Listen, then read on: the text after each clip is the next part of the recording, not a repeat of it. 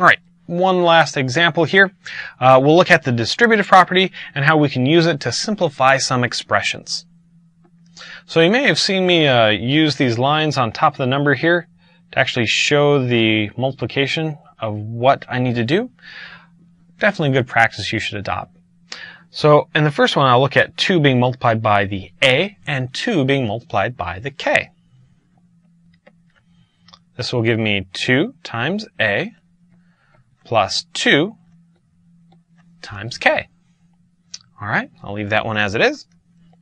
Move on to the next one. Here's a negative 5 multiplied by the quantity 4 minus a 2x. So this one needs to multiply by both parts inside those parentheses. Negative 5 times 4 is a negative 20, so we'll do that first. Negative 5 times a negative 2x, well, a negative times a negative is a positive, so we'll say positive 10x. All right, and one more. You may be looking at that one saying, wait a minute, why are we using the distributive property? All I see is a negative sign. But imagine that as a negative one, and you'll see that the distributive property will come in handy just fine.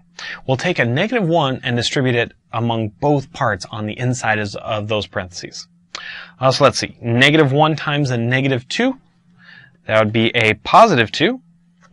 And a negative 1 times a 10q, negative 10q.